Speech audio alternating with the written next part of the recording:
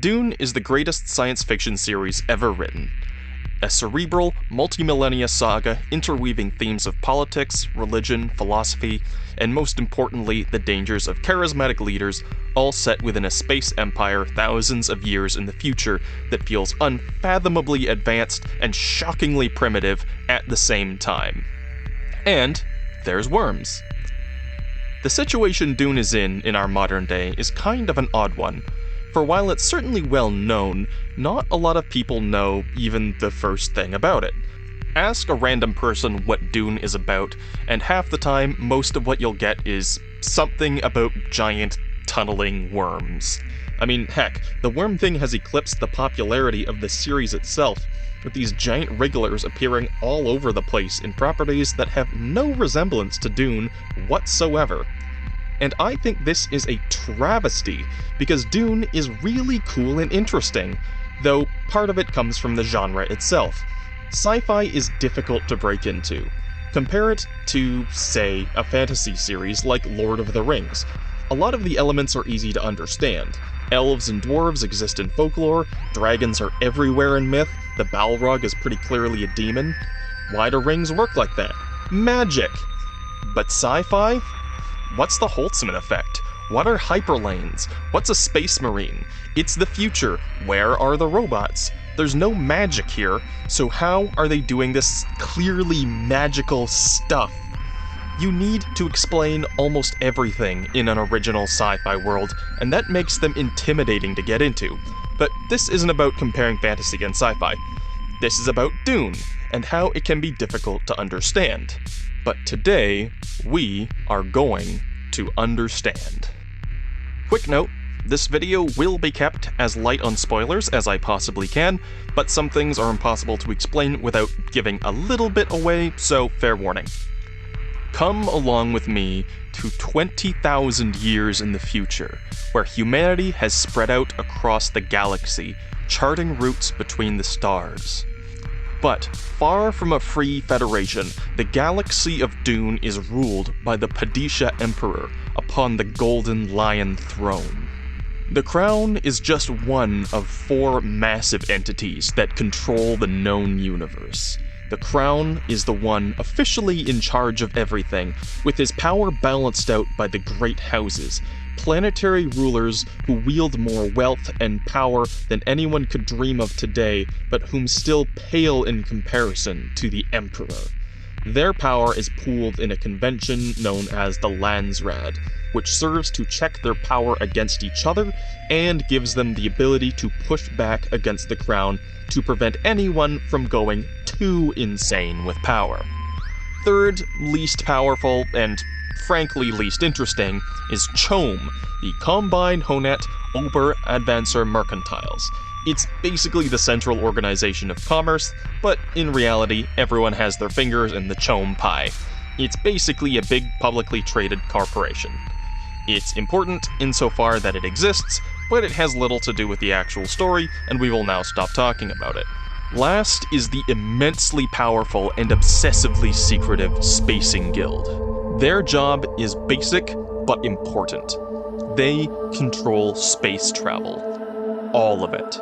Nobody is going anywhere outside their home solar system without the guild's say-so. If you want to travel the stars, you must pay, and the guild's prices are steep. Nothing can happen without the guild's approval. Not trading goods, not visits of diplomacy, nor moving troops for war. Hanging over all of these, touching every aspect of human life, shaping and defining the universe of Dune itself, is a series of laws, religious practices, and cultural precedents known together as the Butlerian Jihad. The core tenet of the Jihad is simple, but absolute. Thou shalt not make machines in the likeness of the human mind. Many years past, humanity led a revolt against thinking machines and their makers, in a revolt against technocracy, to take back humanity's intellectual freedom, and since then, the rule has been no computers. Ever. Without computers, humanity has changed. To fill the void, roles that would have been taken by machines are filled by humans with controlled breeding, advanced training, and rigorous conditioning. Mentats, humans with brains like supercomputers, or guild navigators who can see the future to chart safe passage through the stars. This is all coordinated behind the scenes by a secret fifth power, the Sisterhood of the Bene Gesserit, a monastic order of nuns who train in secret ways and manipulate the bloodlines of noble houses and lesser folk alike to achieve greater ends. For the good of all mankind, surely. Surely. Unlike the guild navigators, who are rarely seen and spoken of in hushed tones, the Bene Gesserit are everywhere. Nobles have them as advisors. They marry into great houses. Even the Princess of the Imperium is a Bene Gesserit, for their plans are intricate and millennia spanning, and they must manage their prospects very carefully. All of this elevated humanity is tied together through the only place that makes it all possible: a barren, desolate planet in a far-off corner of the Imperium, which finally brings us to the planet the series is named after and on which most of it takes place. Arrakis, often called Dune by inhabitants, for the endless desert that makes up its surface, is the only source in the known universe of the spice melange, and spice is everything. Consumption of spice extends lifespan by centuries. It's what guild navigators use to chart their paths, and Bene Gesserit reverend mothers to access ancient genetic memories of their ancestors. Controlling the trade is lucrative, but spice is not without its risks. Spice is addictive, though you should count yourself lucky for that, for if you stop taking spice, you die. And consuming too much spice can lead to some rather odd mutations. To say nothing of the difficulties in getting the spice. Arrakis is deadly. Sandstorms can shred flesh from your bones, the unrelenting heat and dryness mummifying you in your own skin. And yet, things live here. The native people of Arrakis, the Fremen, have lived here for millennia, and are not fond of outsiders. Venture into the deep desert, which you must to harvest spice, and you must contend with them. Don't think you can outmaneuver the Fremen. They know the desert better than you ever could, and they venerate the desert's true masters, the biggest living things in the universe, the mighty sandworms. These Shai Hulud claim all the desert as their dominion, following vibrations in the sand to track their targets. The Fremen hold them as holy, stewards of the desert that they are. The worms can be exploited, directed even, if you know how, but they are never to be underestimated.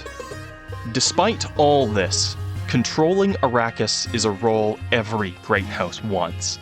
It is so lucrative that by royal command, no dynasty can hold Arrakis for more than a century, for fear of them overtaking the Emperor through sheer wealth alone. It is here that our story as told on the page truly begins. House Harkonnen, a dynasty of ruthless traders and slavers, has had their stewardship of Arrakis revoked after 80 years, and their arch-rivals, the Atreides, are taking their place. Though it doesn't take long for it to become apparent that things here are very, very wrong. Dune centers on the heir to House Atreides, Paul, as he becomes embroiled in dynastic treachery and age-old grievances on Arrakis, as political maneuvering gives way to outright war, all the while uncovering truths that he himself is a crucial piece in larger schemes concerning the future of all humanity. I love Dune, but it's not an easy read. It's 800 pages long, dense, and there's a bunch of them. Yes, the plot twist is there are tons of Dune books, but only 6 are considered definitely, absolutely, unquestionably canon, the 6 that the original author wrote before he died, and they span thousands of years. Dune concerns the aforementioned conflict. Dune Messiah covers a short period in Paul's later life and functions more like an extended epilogue than a standalone story.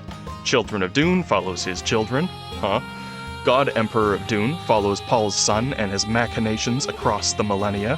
Heretics of Dune and Chapter House Dune follows conflicts that arise after echoes of the past come to claim parts of the old Imperium, as the wisdom of ancient plans is called into question.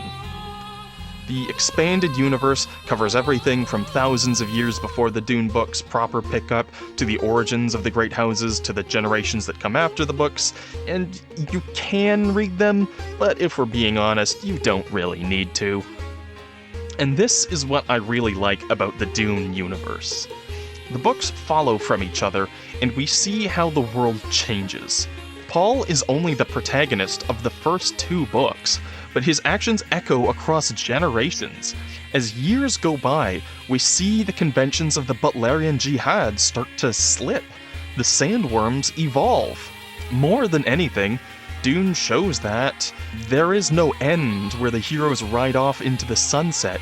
Above all, the world keeps on turning. There will always be a tomorrow. So give Dune a read, would ya? You might just like it. And if you liked this, consider subscribing, and thanks for watching.